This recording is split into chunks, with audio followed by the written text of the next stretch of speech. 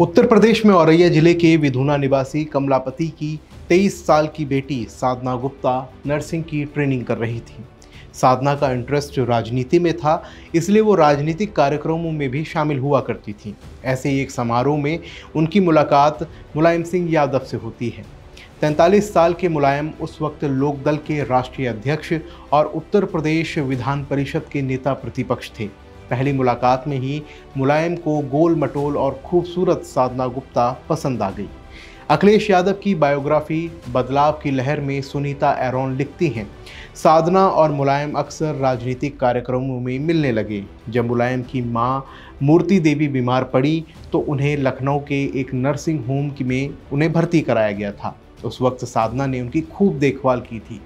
मुलायम की मां को सैफई के एक अस्पताल में ट्रांसफ़र किया गया तो साधना भी वहां उनके साथ ही रहीं। सुनीता लिखती हैं, साधना के इस समर्पण ने मुलायम का मन मोह लिया था। दोनों की रिलेशनशिप शुरू हो गई थी। 1982 से 1988 तक अमर सिंह इकलौते ऐसे शख्स थे जिन्होंने मुलायम और साधना की इस लव स्टोरी के बारे में जिनको पता था। हालांकि अमर सिंह ने ये बात किसी से भी नहीं कही। कहते भी कैसे, मुलायम पहले से ही शादीशुदा थे और घर पर उनकी पत्नी मालती देवी और बेटा अखिलेश थे। 1988 में 15 साल के अखिलेश की मुलाकात पहली बार साधना से हुई थी। वरिष्ठ पत्रकार नेहा दीक्षित ने कारवा मैगजीन में परिवार के एक करीबी के हवाले से लिखा था कि अखिलेश की साधना से नहीं पटी और इसी दौरान साधना ने अखिलेश को कथित तौर पर तमाचा भी जड़ दिया था। इसके बाद अखिलेश को घर से दूर पढ़ाई के लिए एक जगह से दूसरी जगह भेजा जाता रहा। नमस्कार, मैं हूं आपके साथ शुभम गुप्ता और आप देखना शुरू कर चुके हैं जनहित टाइम्स का खास कार्यक्रम ब्लैक एंड वाइट राजनीति।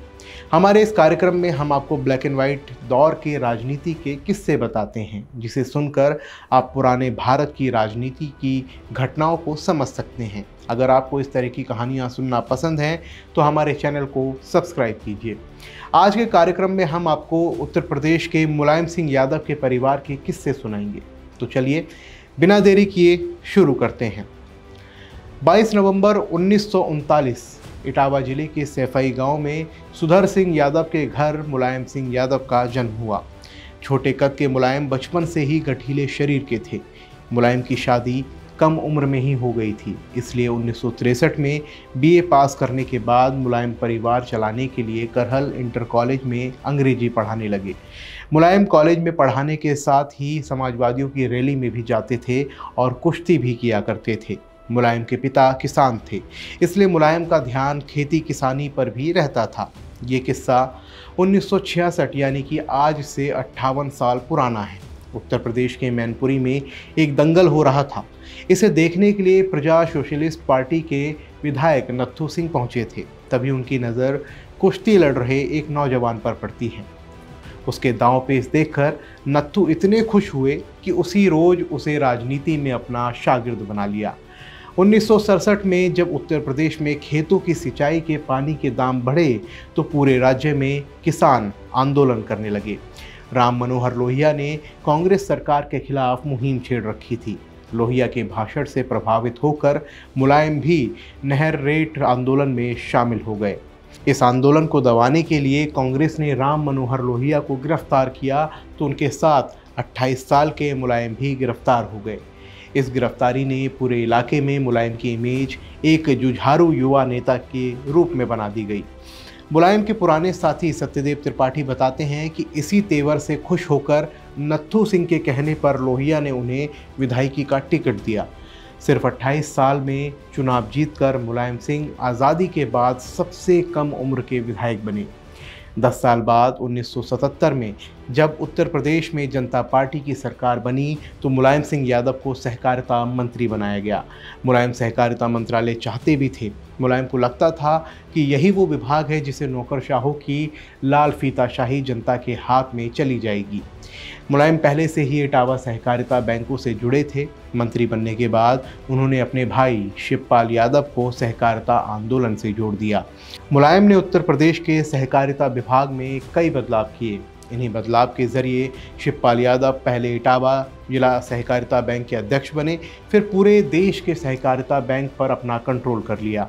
आज के समय में भी शिवपाल की पत्नी सरला देवी और बेटा आदित्य अंकुर यादव सहकारी बैंकों से जुड़े हुए हैं। आपको बता दें कि किसान मसीहा चौधरी चरण सिंह ने ही मुलायम सिंह यादव की नेतृत्व क्षमता को पहचाना था। उस वक्त मुलायम सिंह मंचों से कहते थे कि मैं चौधरी चरण सिंह का वारिस हूँ। वो हमेशा खुले तौर पर स्वयं को चौधरी साहब का वारिस बताते थे, जबकि उनके बेटे चौधरी अजीत सिंह को उनका कानूनी वारिस कहा जाता था। 1977 में सभी विपक्षी दलों ने मिलकर इंदिरा गांधी की कांग्रेस पार्टी के खिलाफ जनता पार्टी बनाई, तो मुलायम इस जनता पार्टी में बड़े नेता के तौर पर उभरे। हालांकि सपा नेता बेनी प्रसाद वर्मा का एक बयान मुलायम और चरण सिंह के संबंधों को जानने या समझने का एक और नज़रिया देता है। बेनी प्रसाद ने बीबीसी से बात करते हुए कहा था कि मैं मुलायम सिंह को बहुत पसंद करता था। 1979 में राम नरेश यादव के सीएम पद से हटाए जाने के बाद मैंने चरण सिंह से मुलायम सिंह यादव को मुख्यमंत्री बनाने की सिफारिश की थी, लेकिन चरण सिंह ने मेरी सलाह पर हंसते हुए कहा था कि इतने छोटे कद के शख्स को कौन अपना नेता मानेगा। तब मैंने कहा कि नेपोलियन और लाल बहादुर शास्त्री भी तो छोटे कद के थे, जब वो नेता बन सकते हैं तो मुलायम क्यों नहीं। उस वक्त चरण सिंह ने मेरा तर्क स्वीकार नहीं किया था। 1980 में जब मुलायम सिंह इटावा से चुनाव हारे तो इसके बाद चौधरी चरण सिंह ने ही मुलायम सिंह को विधान परिषद का सदस्य बनाया था। 1980 में मुलायम सिंह यादव लोकदल के अध्यक्ष बने। ये पार्टी आगे चलकर जनता दल में शामिल हो गई। 1987 में चौधरी चरण सिंह का निधन हो गया। इसके बाद पार्टी और सत्ता के लिए चौधरी अजीत सिंह और मुलायम सिंह यादव के बीच सियासी जंग शुरू हो गई। लोकदल दो हिस्सों में बट गया। एक हिस्से पर हेमवती नंदन बहुगुणा तो दूसरे हिस्से पर अजीत सिंह काबिज हो गए। मुलायम के हाथ सिर्फ पार्टी ही नहीं, नेता प्रतिपक्ष की कुर्सी भी निकल गई। मुलायम ने लेफ्ट चंद्रशेखर की जनता पार्टी समेत 7 दलों को मिलाकर क्रांति मोर्चा बनाया। इसके बैनर तले चुनाव लड़े। इस समय मुलायम 1988 में बीपी सिंह के नेतृत्व में बने जनता दल पार्टी में शामिल थे। पूरे यूपी में एक नारा चला था, जिसका जलवा कायम है उसका नाम मुलायम है। 1989 में मुलायम मुख्यमंत्री बने। सीएम पद की शपथ लेते वक्त मुलायम ने भावुक होकर कहा था कि लोहिया का गरीब के बेटे को मुख्यमंत्री बनाने का पुराना सपना साकार हो गया है।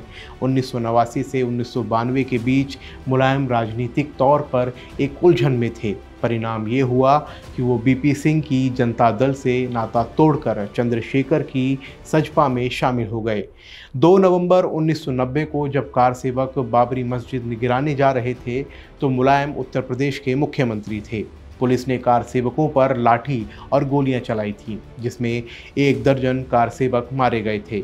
इसके बाद मुलायम सिंह यादव को मुल्ला मुलायम कहा जाने लगा। इस घटना के बाद मुलायम सिंह यादव की सरकार गिर गई। अब मुलायम को अपनी अलग पार्टी की ज़रूरत महसूस होने लगी थी। 4 अक्टूबर 1992 को मुलायम सिंह यादव ने चंद्रशेखर से विवाद के बाद समाजवादी पार्टी के नाम से अपनी एक अलग पार्टी बनाई। साल 1993 यानी आज से करीब 30 साल पुरानी बात है। उत्तर प्रदेश में बीजेपी को रोकने के लिए मुलायम सिंह यादव की सपा और काशीराम की बसपा ने गठजोड़ किया। तब नारा उछला, मिले मुलायम काशीराम, हवा में उड़ गए जय श्री राम। इस वक्त यूपी में कुल विधानसभा सीटों की संख्या 422 हुआ करती थी। विधानसभा चुनाव में सपा को 109 और बसपा को 67 सीटें मिली थीं। लेफ्ट कांग्रेस और अन्य की मदद से गठबंधन की सरकार बनी। मुलायम सिंह यादव इस सरकार में मुख्यमंत्री बने और उत्तर प्रदेश के मुख्य सचिव रहे। TSR सुब्रमण्यम अपनी किताब जर्नीज थ्रू बाबूडम एंड नेतालैंड में लिखते हैं, सीएम रहते हुए मुलायम को एक बार काशीराम से मिलने के लिए 4 घंटे तक इंतज़ार करना पड़ा था। मुलायम के पूछने पर स्टाफ ने ये बताया कि साहब दाढ़ी बना रही हैं, इसके बाद स्नान करके आपसे मिलेंगे। इस घटना के कुछ दिनों बाद ही 2 जून 1995 को बसपा ने समर्थन वापसी की अपनी घोषणा कर दी, जिससे मुलायम सिंह यादव की सरकार गिर गई। उस समय लखनऊ में मीराबाई मार्ग स्थित स्टेट गेस्ट हाउस का कमरा नंबर 1 मायावती का ठिकाना हुआ करता था। सरकार का अलमत में आना सपा नेताओं को रास नहीं आया। पार्टी के कुल विधायकों और नेताओं ने अपने कार्यकर्ताओं के साथ मायावती पर हमला कर दिया। उस वक्त मायावती गेस्ट हाउस के कमरे में अपने विधायकों के साथ बैठक कर रही थी। दोपहर के 3 बजते बजते समाजवादी पार्टी के नेताओं ने गेस्ट हाउस पर अपना कब्जा जमा लिया था। बसपा विधायकों ने उन्हें रोकने की कोशिश की तो उन पर लात घूंसे बरसने लगे। 5 बसपा विधायकों को घसीटते हुए गाड़ी में बिठाया गया और फिर उन्हें मुख्यमंत्री आवास ले जाया गया। मायावती अपनी आत्मकथा मेरा संघर्षमय जीवन एवं बहुजन समाज मूवमेंट का सफ़रनामा में लिखती हैं, उस रोज़ भीड़ की जानकारी मिलते ही मैं एक कमरे में जा छिपी और गेट अंदर से बंद कर लिया। जब सपा समर्थकों को जानकारी मिली तो वो उस कमरे का गेट पीटने लगे। गंदी गंदी गालियां देकर वो मुझे कमरे से बाहर आने की धमकी दे रहे थे। करीब 2 घंटे तक गेस्ट हाउस में हिंसा का माहौल रहा। आखिर में देर शाम डीएम राजीव खरे गेस्ट हाउस पहुंच गए और उन्होंने पुलिस की मदद से मायावती को सुरक्षित बचा लिया। अगले दिन बीजेपी, कांग्रेस, लेफ्ट और बसपा के 282 विधायकों की मदद से मायावती मुख्यमंत्री बनी। 30 साल पहले हुए लखनऊ गेस्ट हाउस कांड का मुख्य साजिशकर्ता मुलायम सिंह यादव के भाई शिवपाल यादव को बताया जाता है। इसमें अतीक अहमद जैसे कई सपा नेताओं पर आरोप लगे थे। 1996 में सपा मुखिया मुलायम सिंह यादव ने अपने जशवंत नगर सीट छोटे भाई शिवपाल के लिए खाली कर दी थी। साथ ही उन्होंने खुद मैनपुरी से लोकसभा का चुनाव लड़ा। इसके बाद से ही शिवपाल सिंह यादव का जसवंत नगर विधानसभा सीट पर कब्जा बरकरार रहा। 1999 में मुलायम सिंह संभल और कन्नौज 2 सीट से चुनाव लड़े थे। 2004 में मुलायम ने अपने दूसरे भाई राम गोपाल यादव के लिए संभल सीट छोड़ दी थी।